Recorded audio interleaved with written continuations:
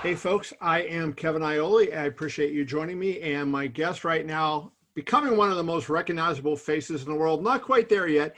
2015, he sat there thinking about Floyd Mayweather and Manny Pacquiao.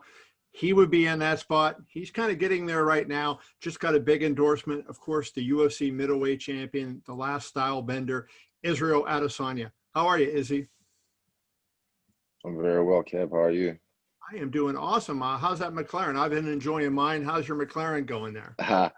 Mine's been good. I haven't really been driving it as much lately just because it garners too much attention sometimes. And when I'm in camp or when I don't really need the attention or I don't feel like it, I just kind of chill or let my friends drive it with me in the car. But yeah, I plan on doing a big road trip actually from where I'm at in Auckland to the South Island when I get back as my celebration.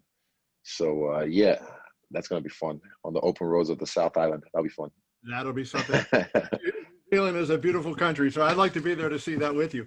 Obviously, we got big business. UFC 253 on September 26th. You were going to be fighting unbeaten Paulo Costa on Fight Island in Abu Dhabi. I'll get to that in a second, but some news broke that I thought was worthy. You got a big endorsement deal today, the first MMA fighter to be endorsed by this company. They have some really big names, including someone from your end of the world, Greg Norman, one of the all-time great golfers, and many other top athletes. But you landed a deal with Puma. Congratulations on that. What kind of deal is that, and what will that entail for you? Thank you. Yeah, it's a deal right now for the Oceanic region, but also with marketing worldwide. It's a shoe and outfit deal, was it? Sports style. So sports style and shoe deal. And kind of just it included in my mind, like, yeah, I might have to get a shoe out at some point. Yeah. But yeah, I think for me, it's a perfect fit. Puma accepted me as I am. They approached me and they love the way I do things. So I was like, yep, yeah, sign me up. And also they've like a roster, even they keep growing. They just add a name onto their list as well. And they have a roster of cool athletes, people that kind of I vibe with their steez, with their style. So yeah, I think it's a perfect fit and it's going to be a good symbiotic working relationship. So I'm wearing Air Jordans here, and I don't even watch basketball. So I'm waiting for that Izzy shoe to come out because I guarantee you I will be first in line. They make size 13s. I'm in line Oh, to get that one. Oh yeah, definitely. I'm a size 13, so they gotta make size 13s. I got you, Evan. Look at these big clod hoppers here. I mean, these things are. Oh wow, oh So, man, shit, you got so the big feet. yeah, no, big feet, small brains. That's how it goes. It's a lot. How, as you've been in this championship run now, you made a defense against Romero, a defense against Robert Whitaker. Now you're kind of a veteran champion. How has that changed in terms of your recognition? You mentioned that Puma approached you. Do you see a difference in uptick in your recognition, and are you able to cash in on it and start making some money, by doing nothing? Thank you for saying that as well with the Robert Whitaker defense. Yes, thank you. I appreciate that. I just want to commend you for that. But yes, I've defended my belt twice. My stock keeps rising. It's been stagnant through this whole COVID thing a little bit, but it's ticking up again. I can see the numbers rising up. And yeah, I do make money just kind of doing nothing. I kind of just even signed another deal today with my boy Tim, and it's with the brand I always with. Can I say? Yeah. Hypeland, yeah, okay, I can say. Yeah, with Hypeland, we signed a new deal as well. And, Jordan's cool. He's a kid that runs Hypeland alongside his mom, and I've met him, and we have a good working relationship as well. And we just signed another new deal, and it's one of those things that I already with them so much that I don't really have to do anything. I'm always wearing their track pants. I'm always wearing their gear, always rocking Naruto stuff. So it's a wholesome, symbiotic relationship. So you're right. I do get paid for really doing nothing. That is awesome. That's the best way. That's kind of money to make. Money that just shows up with you doing nothing. I want to ask, before we get into the fight, last thing I wanted to ask you, you become a little bit socially active. I saw you made a really compelling speech on the Black Lives Matter movement in the summer. Is that something Yeah. that you feel because of your stature now, especially in New Zealand, where you're one of the top sports heroes? Do you feel like that's something that you're compelled to do, to speak up because of everything that's gone on in the world? A little bit.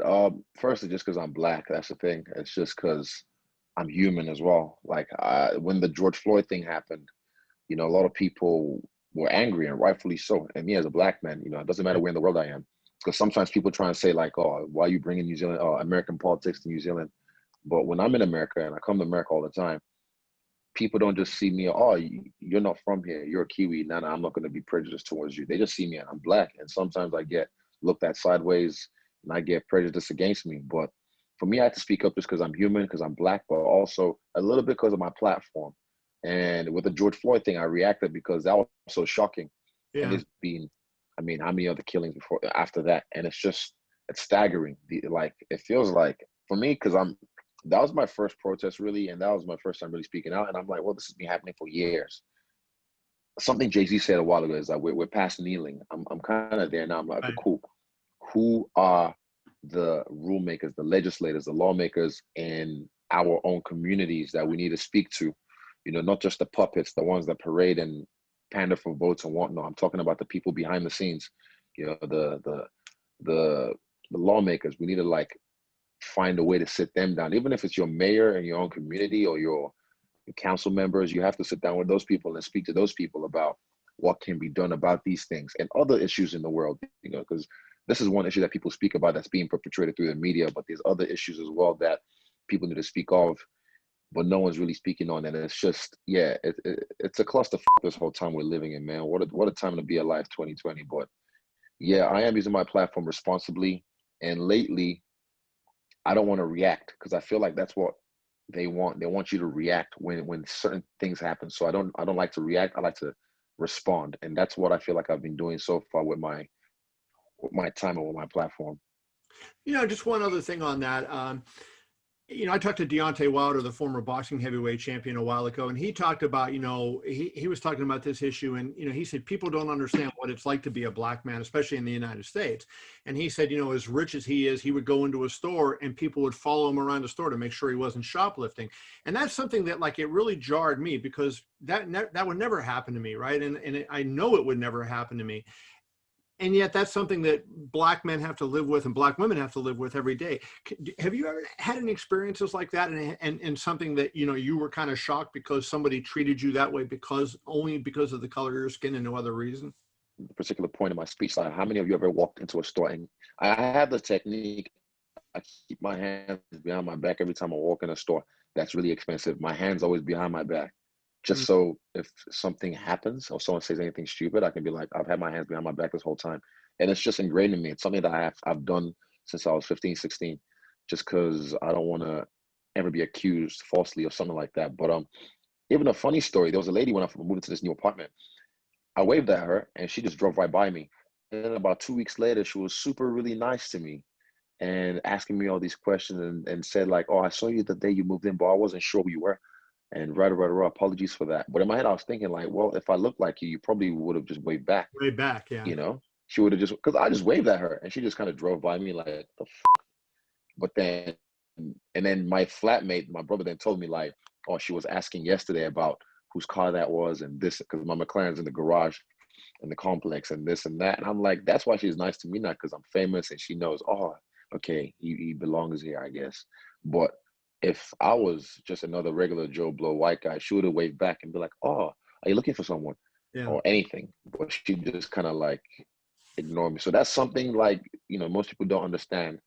Racism is sort of like sexism sometimes. There's certain things I have to even step back as a man and look at my privilege and be like, I get away with this, but some women can't. And I have to kind of like unlearn Right. and also learn some new things. So it's the same thing in racism as well. I implore other people to do the same thing. Like you have to unlearn and learn new ways of being, No doubt.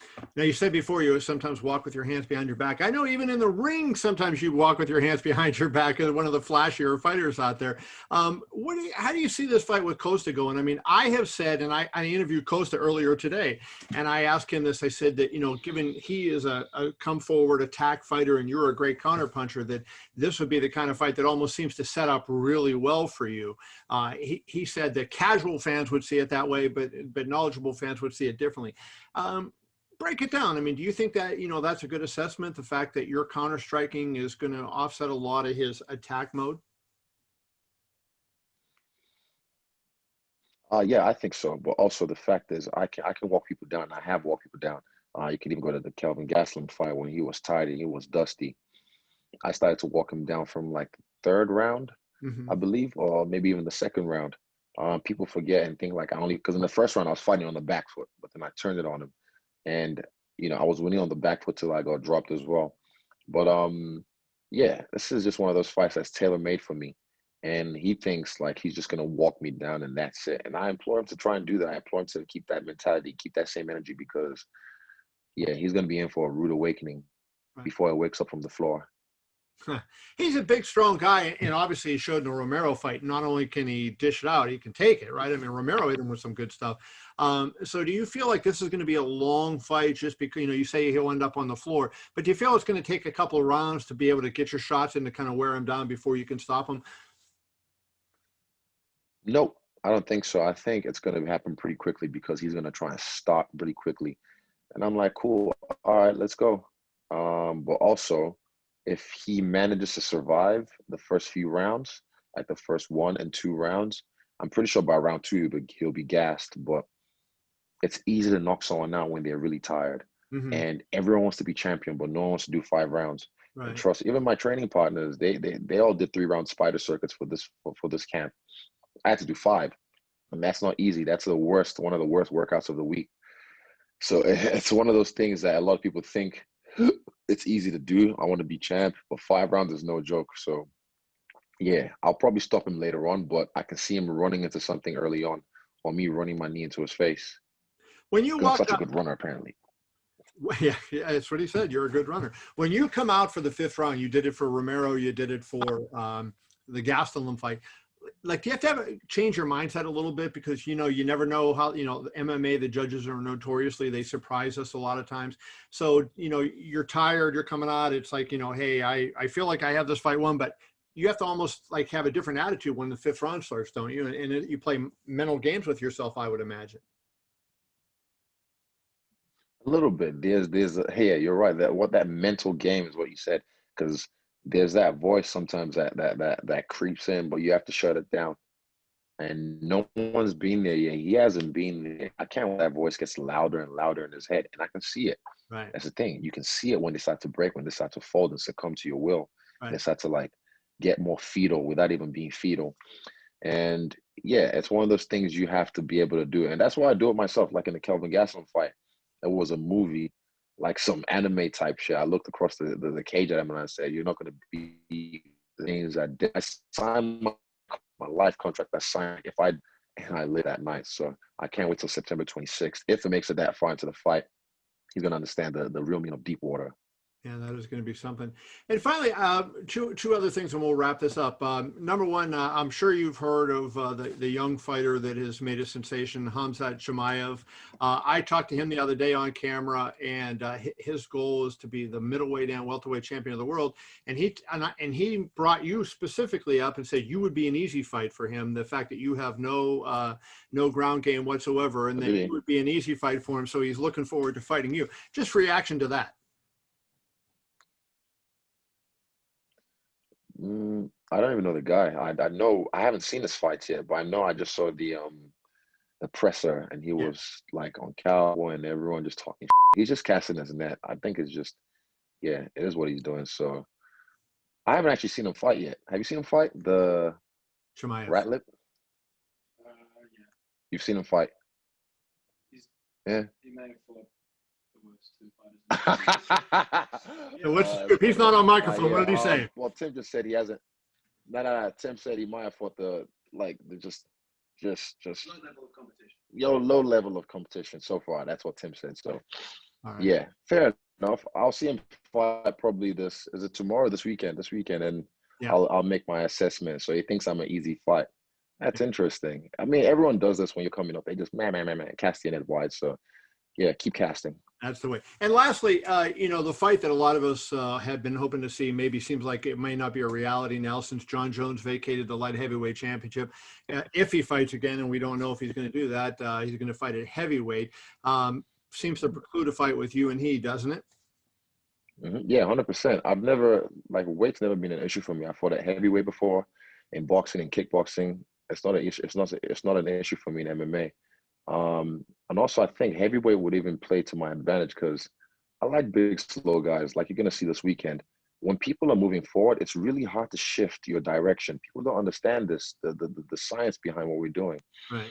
But yeah, I can't wait. Like I'll show you guys this weekend first of all, because I only have one fight in my mind. Like everything else I've planned, it's all there. I plan for the future. I plan for the future. I learn from the past, but I live right now because right now, if I don't get this done, all my plans have to get scratched and start again. So I'll focus on this fight right now, and I'll show you that I can't handle bigger, stronger guys because he's gonna have a lot of time to rehydrate. Right. He's gonna come in fresh, and when I destroy him, people will be like, "Oh, he was right. Oh, okay, well, I guess," and I'll find out what they're gonna say next. They'll find something to say next. They'll say, "Oh, well, wait till he fights." Blah blah blah blah blah.